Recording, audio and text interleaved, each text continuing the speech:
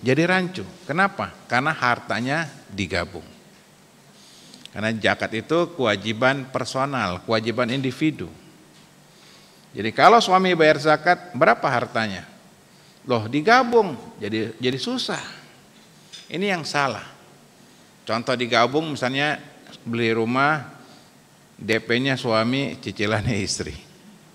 Beli kendaraan, DP-nya istri, cicilannya suami. Itu jadi rancu nanti. Maka kepemilikan harta dalam Islam harus jelas. Mana harta suami, mana harta istri. Dasar yang kedua adalah ketika bercerai. Ketika terjadi perceraian, suami bawa harta milik suami. Istri membawa harta milik istri. Harta gonogini ini bukan dari Islam. Harta gonogini ini produk undang-undang di negeri kita. Itu pun salah. Dalam Islam tidak ada harta gonogini. Kalau orang bercerai nanti adanya harta namanya harta mut'ah. Harta mut'ah itu adalah harta kenang-kenangan dari suami. Misalkan suaminya pengusaha properti. Istri boleh minta kenang-kenangan dari suaminya itu minta rumah yang paling gede di Hook gitu. Karena suaminya pengusaha properti. Kalau suaminya punya showroom mobil, harta mut'ah, kenang-kenangan dari suami, istri boleh minta Pajero, gitu. Minta 3 umpamanya, karena showroomnya gede. Boleh, karena harta mut'ah tergantung kemampuan suami. Nanti di pengadilan ditanya, kamu gaji kamu berapa? Gaji saya UMR, ya 5 juta. Nanti hakim memutusin kamu harus ngasih mut'ah sekian gitu, sesuai dengan kemampuan suami. Ya, kalau suami punya kekayaan yang banyak, istri boleh minta untuk kemaslahatan istri setelah berpisah. Yang ketiga, dasarnya berpisah harta itu ketika kematian. Kematian. Ketika seorang suami wafat, yang dapat harta bapaknya suami, ibunya suami, istri, dan anak-anak. Berarti harta suami harus terpisah. Kalau hartanya jadi gabung sama istri, jadi bingung warisannya yang mana, karena hartanya digabung semua. Ya, ketika ada kematian, mana jatah orang tua suami, mana jatah ibunya suami, mana jatah istri, dan mana anak-anaknya jelas. Kalau digabung jadi rancu. Untuk itu jemaah sekalian, ketika seorang sudah mulai berumah tangga, jangan digabung harta itu. Bagaimana kalau seandainya suami setor gaji? Suami setor gaji, ya perhatikan, ada 2 macam. Pertama, suami setor gaji itu harta milik suami. Jadi kalau suami nitip setor gaji, mah ini gaji saya setor. Ini namanya harta punya suami. Seorang istri yang amanah, duit itu masuk rekening suami. Gak boleh masuk ke rekening istri. Kalau setor gaji itu dalam rangka memberikan nafkah, nih mama papa kasih sebulan 100 juta. Suaminya umpamanya gajinya besar, istrinya dikasih uang belanja ya 100 juta. Maka dalam fikih rumah tangga, kalau dikasih uang belanja itu kebutuhan rumah tangga masuk rekening istri. Nanti sama istri buat bayar sekolah anak, buat bayar listrik, bayar pembantu. Nah nanti sisanya otomatis milik istri. Uang belanja tidak boleh diminta lagi, sama dengan mas kawin. Nggak boleh diminta lagi, haram. Banyak suami minta lagi maharnya. Sini, mana mahar dulu? Ya, apa namanya, perhiasan 2 kilogram gitu. Bukan 2 gram, 2 kilo. Ya kan? Kalau dulu Nabi ngasih mahar 20 ekor onta yang masih muda. Kalau dirupiahkan 1 miliar. Jadi ibu, Nabi ngasih mas kawin 20 ekor onta kepada Khadijah. Kalau sekarang itu harganya 1 miliar, 20 ekor onta. Jadi Nabi ketika nikah udah mapan. Anak sekarang maharnya seperangkat alat sholat. Gitu. Karena cari duitnya kurang semangat, kurang cerdas. Gitu. Ya. Nah ini gambaran jamaah sekalian masalah kepemilikan harta. Dalam Islam perempuan mendapatkan harta dengan 2 cara dari suami. Ada 2 cara mendapatkan harta. Yang pertama adalah harta tamkin. Namanya nafkah tamkin atau harta tamkin. Ya, tamkin itu artinya harta rutinitas. Jadi kalau umpamanya istri dapat uang belanja dari suami, ini uang belanja. Ketika dikasih yang namanya uang belanja, otomatis masuk rekening istri, duit istri. Nanti biasanya kalau rekening belanja itu bulanan, buat tadi bayar listrik, bayar telepon, bayar pembantu, bayar supir. Nah nanti ketika ada sisa itu otomatis milik ibu. Jadi ada perempuan-perempuan yang pintar ngatur keuangan, dia simpan uangnya itu, maka secara otomatis itu milik ibu. Makanya masuk rekening ibu. Tapi kalau titip gaji itu bukan uang ibu, itu uang suami. Makanya harus dibedakan mana titipan uang suami, mana uang nafkah. Kalau suami nitip itu masuk rekening suami, istri harus amanah. Bedanya apa sih Ustadz? Bedanya kalau udah milik ibu, ibu bebas make tanpa izin suami. Ibu dikasih uang jajan sama suami. Ibu uang jajannya buat jajan ya kan, buat ya senang-senang 30 juta. Nah ini uang ibu bebas gunain tanpa izin suami. Kenapa? Karena udah duit ibu. Nah ini bebas. Ibu ngasih buat keluarga ibu, orang tua ibu, saudara ibu. Ngasih bantuan, boleh. Karena atas nama ibu. Adapun kalau uang suami itu harus izin. Ibu keluarganya maaf kena musibah di kampung. Ibu mau bantu, pakai duit suami harus izin. Pak, keluarga di kampung itu lagi ada masalah. Yaitu ada yang mau dioperasi, kakak saya. Bla bla bla bla bla dengan dana sekitar sekian puluh juta. Boleh bantu gak? Gitu. Nah kalau pakai duit suami izin. Ini kalau duit suami ibu izin.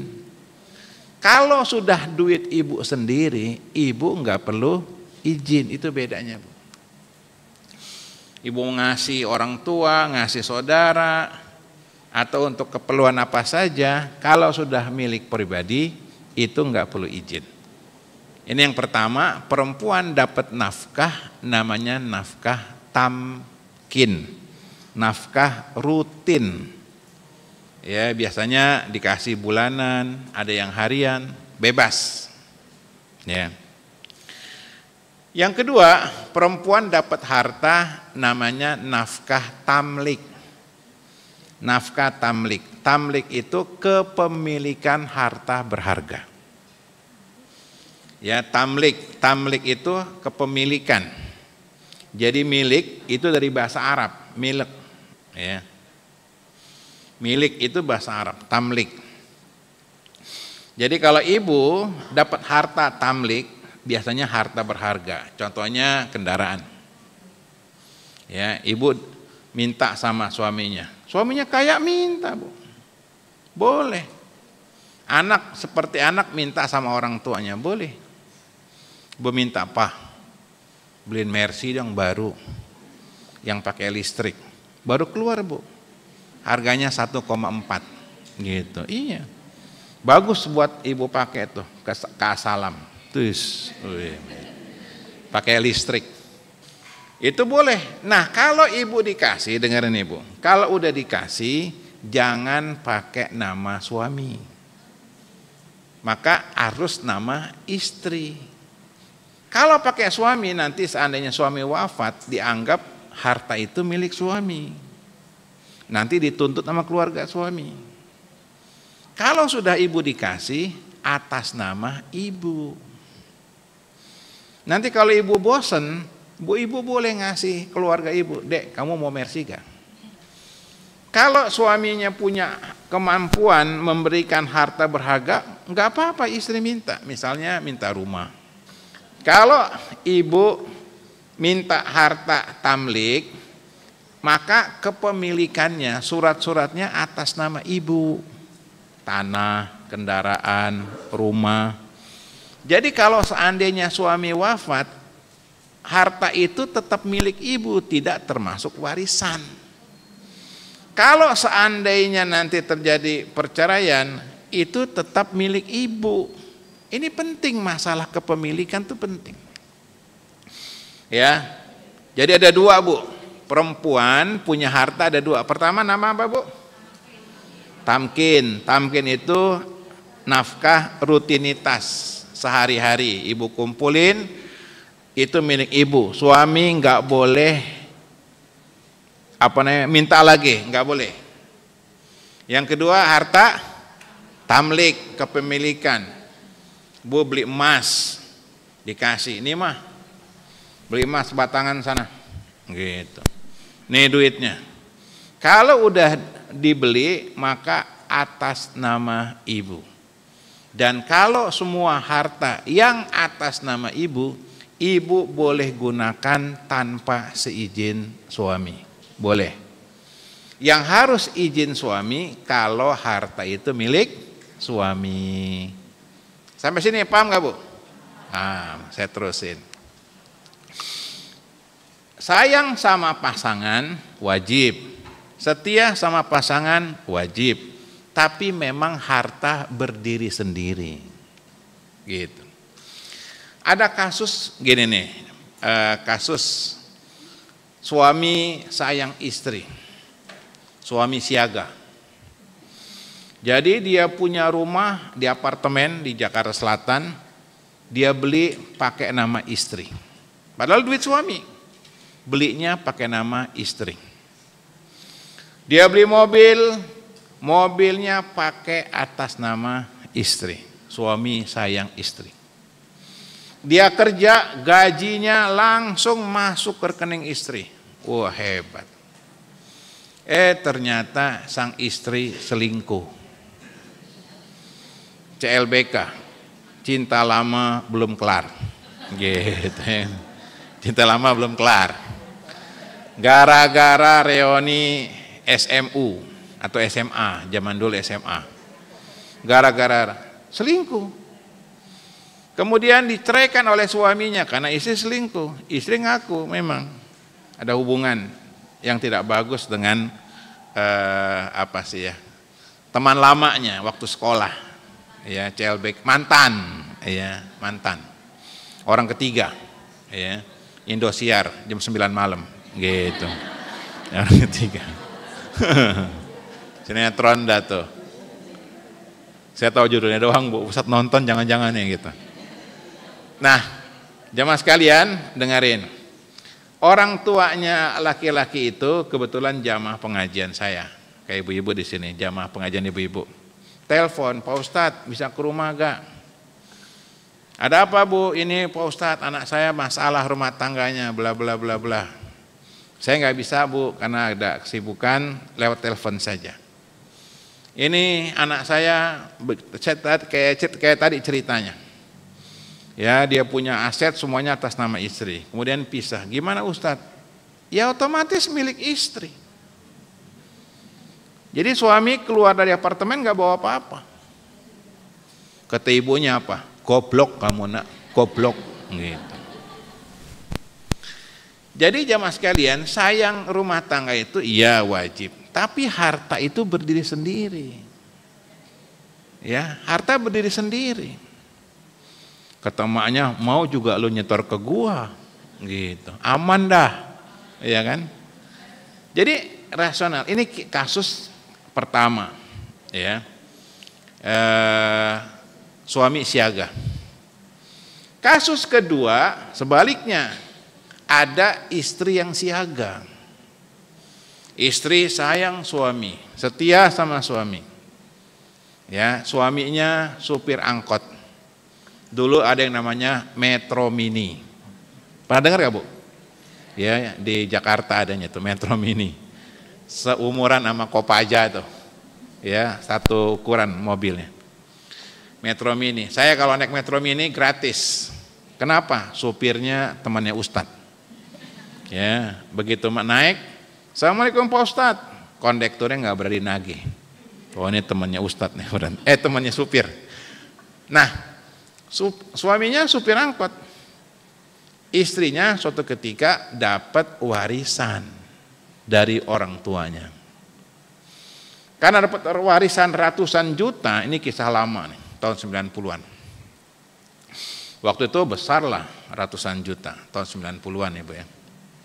Asetnya banyak, duitnya banyak. Nah karena sayang sama suami, si istri ngasih kepada suami, Mas nih pakai nih buat modal usaha. Akhirnya sang suami yang tadinya supir angkot banting setir, jadi buka usaha konveksi celana jeans waktu itu. Saya datang ke kontrakannya, wah udah besar. Dia beli mesin-mesin tuh, mesin-mesin jahit dan seterusnya, dan usaha konveksi. Allah takdirkan usahanya maju.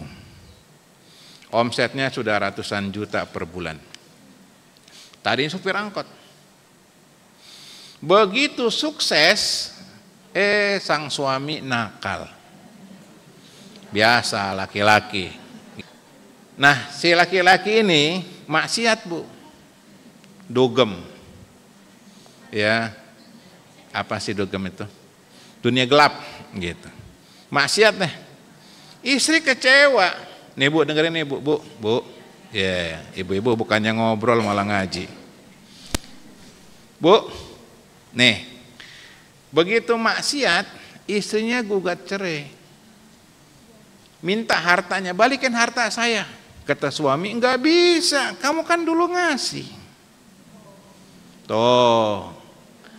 Makanya dalam Islam, transaksi suami istri tetap sah, boleh transaksi. Contoh, utang. Ibu boleh, Mas, nih saya pinjemin utang ya, tulis, bayar.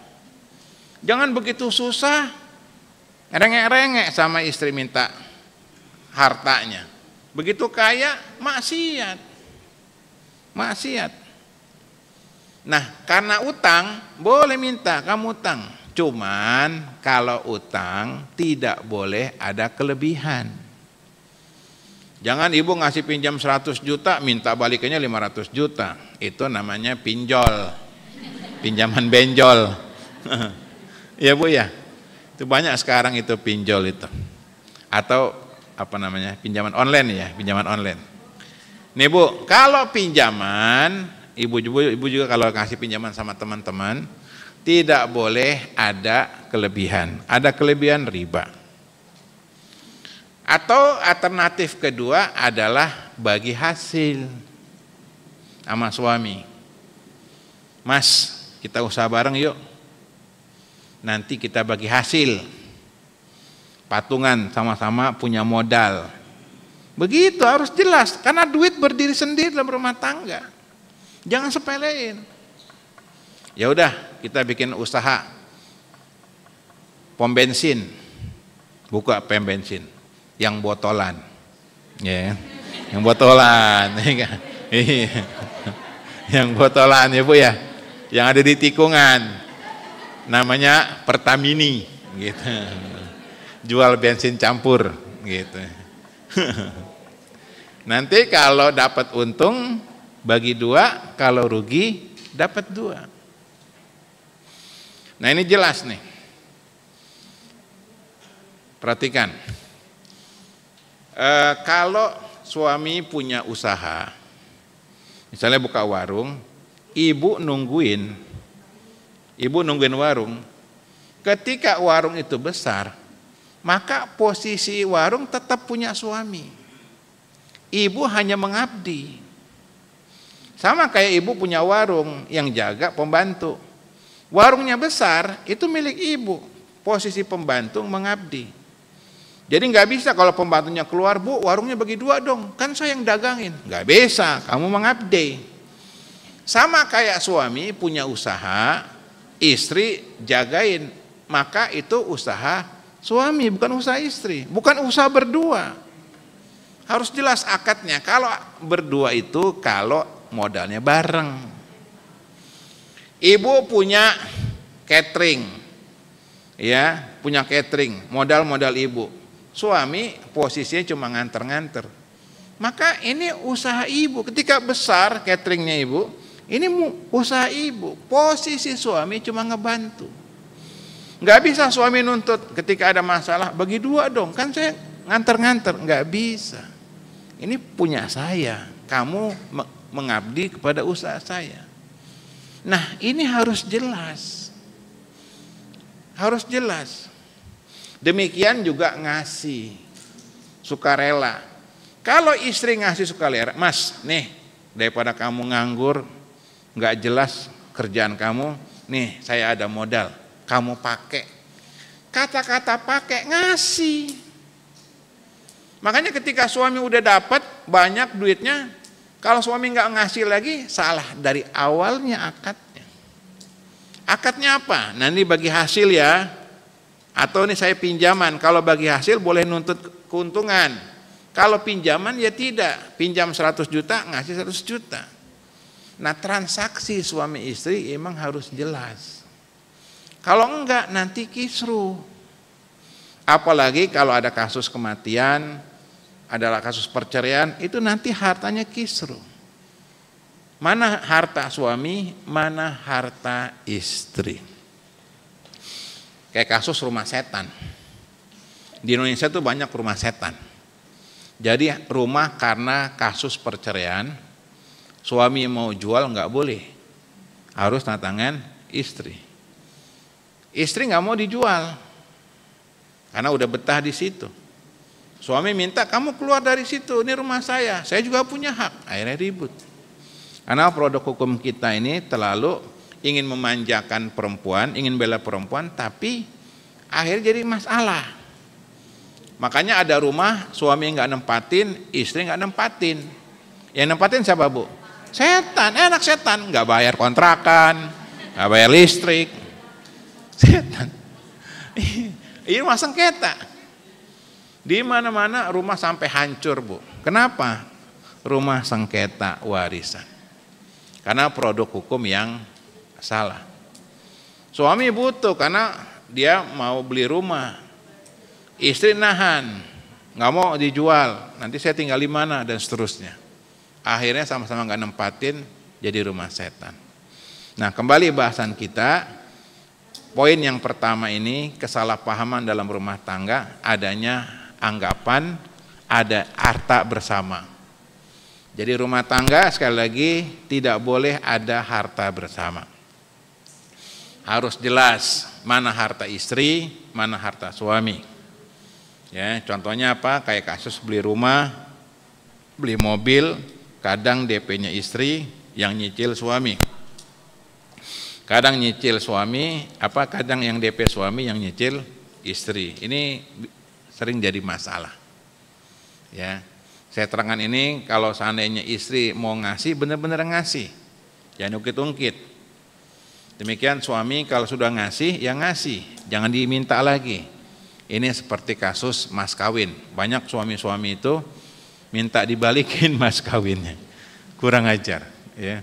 Udah mas kawinnya sedikit minta dibalikin lagi kan gitu. Nah, ini yang pertama ya, kesalahpahaman dalam rumah tangga. Yang kedua, kesalahpahaman dalam rumah tangga, anggapan bahwa suami hanya menafkahi anak istri. Suami hanya menafkahi anak istri. Ini anggapan yang salah.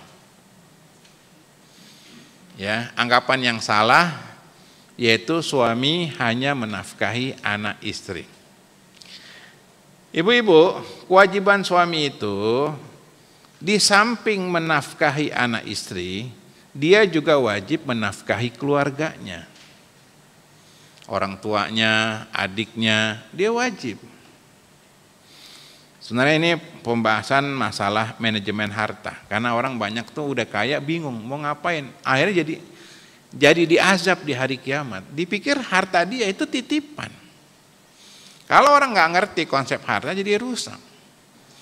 Orang nih, ya, seorang suami, setelah dia menafkahi anak istri, dia ada kewajiban lain menafkahi orang tuanya. Kalau orang tuanya harus dinafkahi. Kalau orang tuanya mapan, nggak usahlah kamu bantu-bantu bapak ibu. Bapak ibu udah cukup, karena bapaknya umpamanya pengusaha juga umpamanya.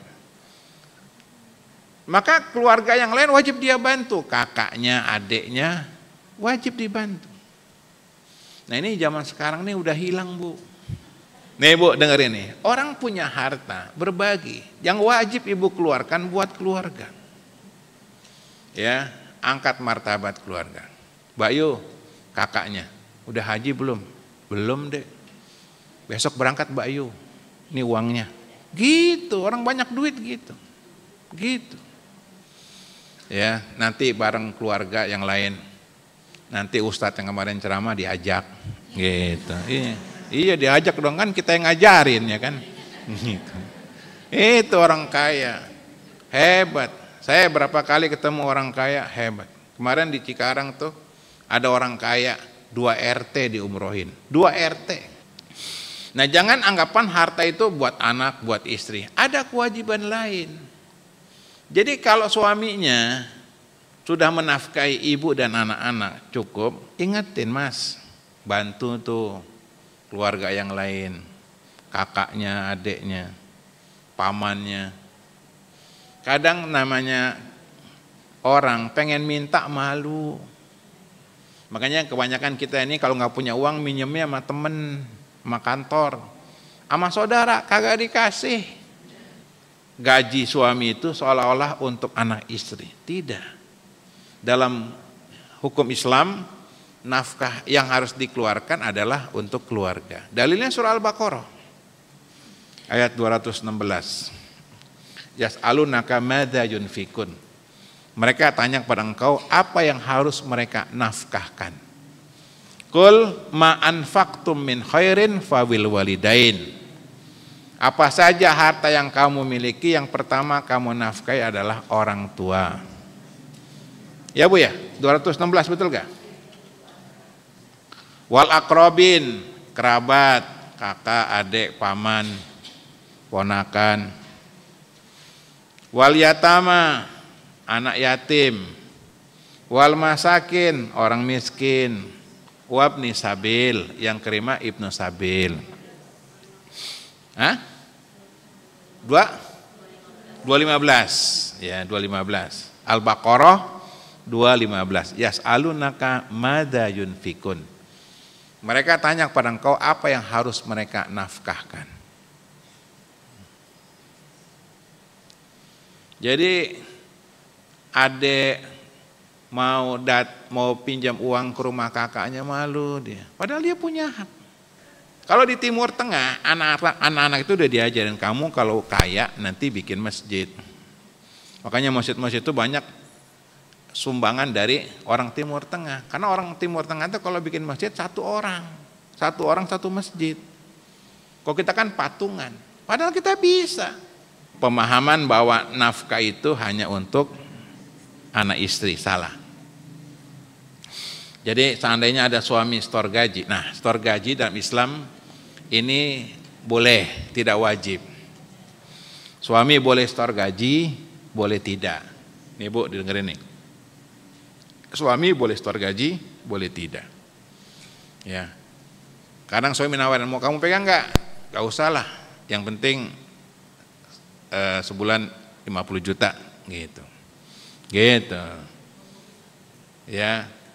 Jadi suami boleh ngasih setor gaji, boleh tidak. Ya. Nanti saya jelaskan lagi poin yang keempat. Jadi yang kedua dulu, ini kewajiban rumah tangga bukan hanya anak istri, tapi orang tuanya, kerabatnya justru wajib. Ya, makanya kalau ada anak yatim, bapaknya meninggal, maka tanggung jawab bapaknya dipikul oleh pamannya. Sini nak, ada paman. Kamu nggak usah malu-malu minta sama paman, karena paman dalam Islam pengganti bapak. Nabi bersabda, al-ammu sinwu abi. Paman itu pengganti bapak. Yang ketiga, kesalahpahaman dalam berumah tangga, anggapan bahwa orang tua sejajar dengan mertua. Ini salah. Ya. Jadi mertua tidak sama dengan orang tua. Tidak mungkin sama. Yang sering menyamakan mertua dengan orang tua itu penghulu tuh. Sesat. Iya, habis akad nikah pengantin dinasihatin, mas ingat ya, kamu orang tuanya dua, orang tua kandung dan mertua. Ini nggak benar, sesat, KUA, nggak ngerti apa-apa. Men, dari mana dasarnya? Nggak sama orang tua sama mertua. Orang tua ya jelas dari kecil dididik, dibesarkan, disekolahkan sampai sukses, itu nggak bisa dipungkiri jasa orang tua. Kalau mertua kan baru kemarin ketemu di tikungan, gitu. Dia sukses baru ketemu. Saya terangkan ini karena banyak di masyarakat. Jadi seolah-olah kalau suami umpamanya ngasih uang kepada orang tuanya, dia juga dituntut ngasih mertuanya. Ini nggak benar. Mas, kata istrinya, kok kamu ngasih orang tua kamu sekian, orang tua saya harus dikasih juga dong. Ini nggak benar pemahaman seperti ini. Yang wajib bagi laki-laki itu menafkahi orang tuanya. Kalau dia mau menafkahi mertuanya, tentu lebih bagus. Tapi kewajibannya nggak ada. Ya, waktu di di Cikarang, saya menyelesaikan konflik itu. Istri minta cerai. Saya tanya, ibu kenapa minta cerai? Kan ibu sudah dibahagiakan oleh suami, bahkan dibeliin mobil. Waktu itu saya lihat mobil dapat Honda Jazz dari suaminya. Suaminya manajer di perusahaan Jepang. Ini loh Ustadz, suami saya pilih kasih sama orang tuanya dengan mertuanya nggak adil. Saya bilang memang nggak sama, mertua sama orang tua nggak sama. Misalkan ada anak nih, dia menghajikan bapak ibunya, Pak, Bu, besok berangkat haji, saya yang bayar. Istrinya cemberut, harus adil dong mas, orang tua saya harus dihajikan juga. Nggak ada bagi suami itu menafkahi orang tua, mertuanya nggak ada. Kalau mau istri ngerayu, mas, kalau memang ada rezekinya bapak saya, ibu saya hajiin juga dong, boleh. Yang saya bantah kewajiban harus sama, bu, ngerti gak? Kewajiban harus sama nggak ada. Tapi kalau si suami mau juga berbaik sama mertuanya, tentu bagus. Yang saya bantah sekali lagi, kewajiban harus sama. Dia ngasih orang tuanya misalnya buat nafkah sebulan sekian, dia juga harus ngasih mertuanya sekian, harus sama. Tidak, kewajiban sama nggak ada. Ya, Tapi kalau dia mau bantu juga mertuanya, tentu bagus, lebih baik.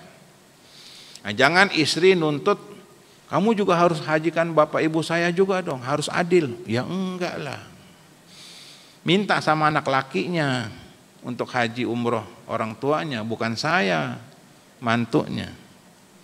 Nah, ini seringkali terjadi rumah tangga kisruh, istri nggak terima, orang anaknya suaminya itu memberikan nafkah kepada orang tuanya, sedangkan kepada mertuanya enggak, sehingga terjadilah kisruh. Ya Bu ya, mertua dengan orang tua tidak sama, ya tidak sama. Jadi kalau suami umpamanya dia mau baik-baik sama orang tuanya, biarin. Gitu. Nah, istri kalau mau baik sama orang tuanya, silakan. Ya, dalam rumah tangga juga istri nggak ada kewajiban baik nafkahin mertuanya. Ibu kalau ada duit, ibu wajib menafkahi orang tua sendiri. Ibu nih tadi saya jelaskan punya uang tamkin dan uang tamlik. Ya Bu ya, ingat kan tadi yang pertama, banyak dari suaminya, ibu hajiin orang tua ibu, bapak ibu, ya bapaknya dihajiin, ya orang tuanya dua-duanya dihajiin, duit ibu sendiri, terserah, boleh, bebas, nggak perlu duit izin suami. Yang izin suami kalau duit suami. Kasih duit banyak sama suaminya. Atau punya perhiasan banyak, jual buat orang tuanya. Ya, Pak, Bu, besok berangkat pakai yang plus gitu. Nih uangnya. Sudah boleh. Duit sendiri itu. Baik sama orang tua. Suami nggak boleh ngelarang. Udah duit dia gitu. Atau ada sebagian ibu-ibu yang memang punya penghasilan, dia dokter, dia konsultan, ya kan, dia punya usaha catering, ya kan banyak yang sukses itu, ya Bu ya, yang bisnis online zaman sekarang, iya, ada jualan cireng aja sukses tuh, cireng Bu, sampai ekspor, karena di Eropa nggak ada cireng. Gitu. Ya, tapi enak memang. Jadi banyak ibu-ibu ini zaman sekarang ini yang kreatif, punya usaha online, maju, duit sendiri, dia bebas. Ibu nggak ada kewajiban menafkahi orang tua suami.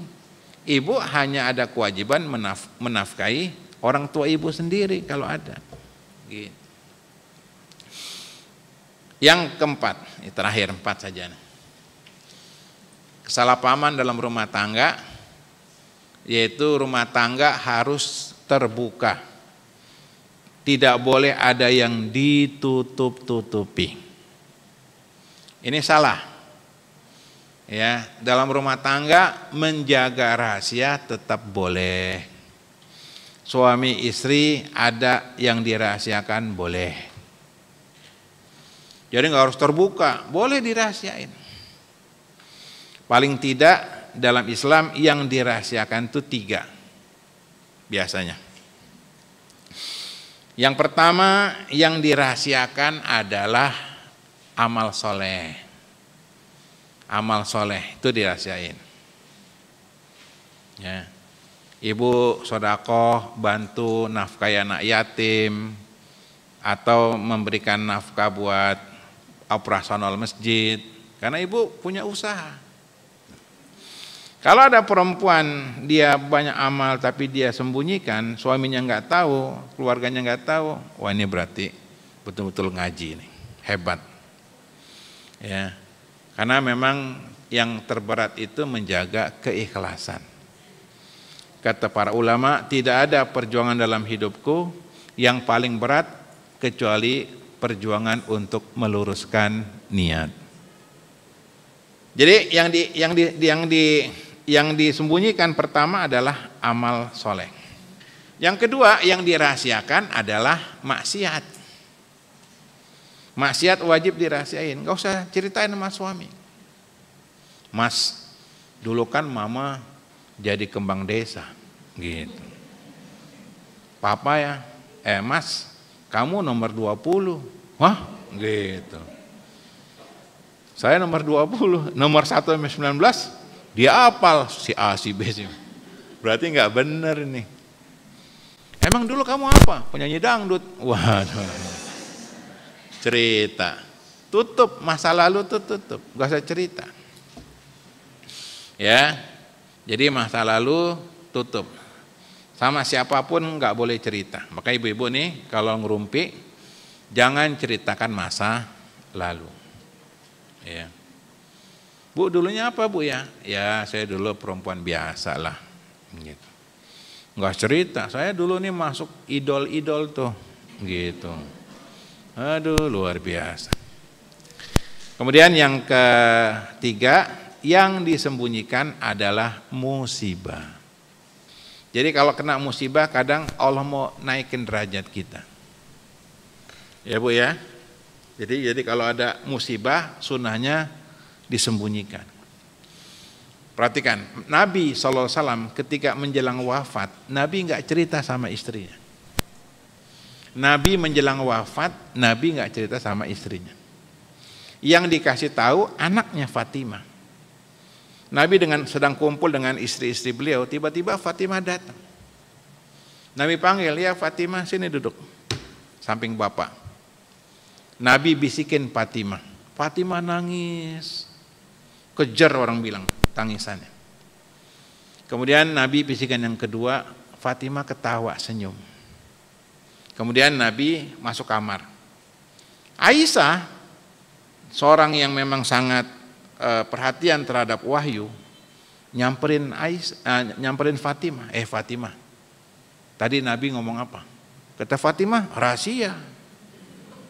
Kalau sekarang kepo.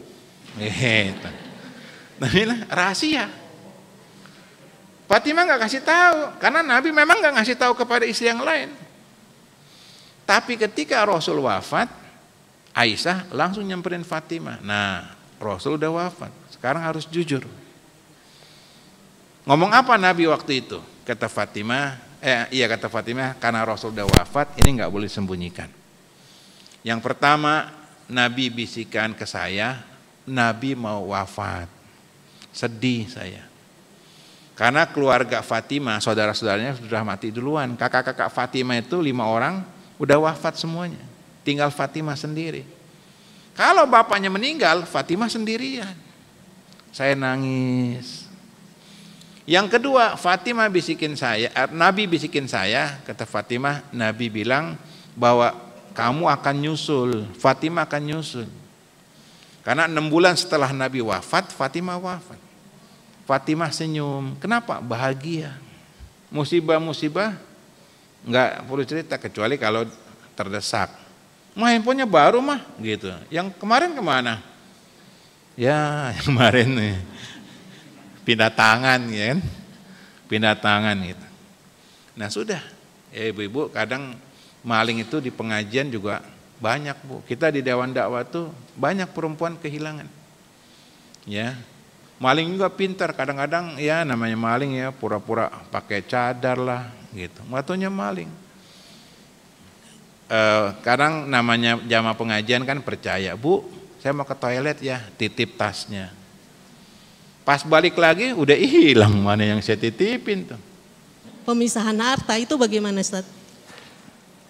Nah justru kayak yang sudah berumah tangga lama ini penting. Ya, seperti kasus suami meninggal umpamanya. Kalau misalnya ibu dikasih rumah, nih mah, itu rumah di Persada Kemala, rumah papa buat mama, atas nama mama, gitu. Dia rumahnya 2 gitu, yang satu di Galaksi, yang satu di Persada Kemala. Dikasih buat ibu, ibu harus ganti nama. Kalau enggak diganti nama, maka oleh keluarga suami dianggap itu harta suami. Jadi dianggap nanti harta warisan itu. Orang tua suami dapat berhak, bapak ibunya berhak dapat. Padahal itu kalau atas nama ibu sudah nggak dihitung sebagai harta warisan karena milik ibu. Jadi ibu menganggap ini buat pengajian pranikah, tidak. Buat yang sudah lama juga penting. Gitu Bu. Ngerti gak Pak, Bu yang lainnya? Paham ya? Iya ini penting. Karena saya banyak nanganin kasus. Ini ceramah ini dari pengalaman-pengalaman saya. Yang paling banyak memang masalah pemahaman harta bersama itu. Ribut gitu. Ribut. Mumet saya juga. Iya Bu, iya.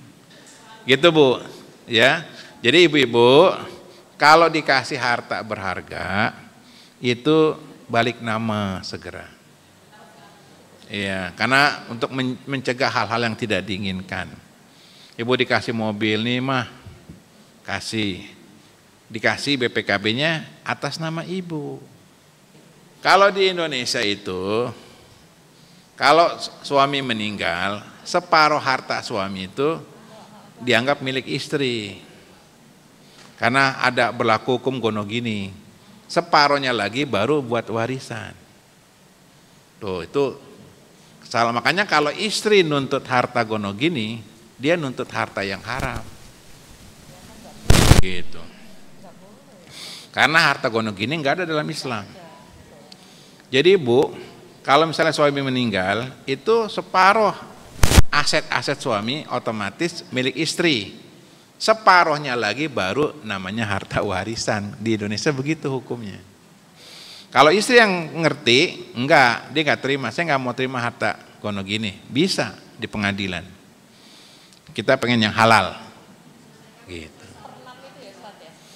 Makanya saya bilang tadi, kalau udah dikasih, itu hak ibu. Baru itu hak ibu. Ya. Seandainya belum diganti nama juga, tapi udah ada pernyataannya, itu hak ibu. Bu, hitam di atas putih itu atau putih di atas hitam itu penting, legalitas. Ya, jangan sampai nanti jadi kisruh. Kalau udah milik istri gimana? Jadi warisan tidak? Tidak. Jadi nggak jadi warisan itu harta milik ibu. Jadi bukan harta warisan suami, bukan. Gitu. Jadi tidak perlu dibalik nama seperti yang dijelaskan barusan. Ya. Jadi kalau udah dikasih, ibu balik nama, ya. Kalau belum sempat balik nama, kalau itu udah dikasih, itu nggak kena itu nggak, harta yang udah dikasih itu nggak termasuk warisan, tidak termasuk warisan. Kecuali kalau sertifikat udah atas nama saya. Iya, kan udah di atas nama ibu kan? Iya. Maka itu milik ibu. Jadi harta yang tanah itu udah bukan warisan lagi. Ya, itu udah milik ibu, nggak dibagi-bagi. Gitu. Iya. Nanti ibu dapat lagi dari warisan suami. Gitu. Ya. Paham Bu? Paham. Paham ya Bu ya, jangan sampai nanti kalau udah saya keluar nanya lagi, tadi gimana sih? Ya, capek. Ya. Mendingan makan rawon dah gitu. Ustaz, Ya Bu, ya. nanya lagi. Assalamualaikum Ustaz. Waalaikumsalam. Mau tanya warisan Ustaz. Jadi Ya. kalau ada 3 generasi, jadi kakek, anak sama cucu ya. Nah, generasi kedua ini meninggal. Generasi kedua tuh siapa? Anak. Jadi kan kakek, anak, cucu ya. Yang kedua yang meninggal duluan. Jadi gini, yang dapat warisan itu bapak, ibu, suami, istri, anak. Bapak, ibu, suami, istri, anak. Ada 5. Bapak, ibu, suami, istri, anak. Dapat warisan. Ini yang lapis pertama. Kalau masih ada anak-anak, ya, anak laki umpamanya, maka kakak adiknya nggak dapat. Tapi kalau nggak ada ahli warisnya, nggak ada anak lakinya, baru nanti kakak adiknya dapat. Dia punya istri, punya anak-anak perempuan. Nanti baru setelah itu baru dapat dari kakak adiknya dapat. Tapi kalau dia ada anak lakinya, maka nggak dapat, lapis kedua nggak dapat. Gitu. Ustaz. Allah alam bisa.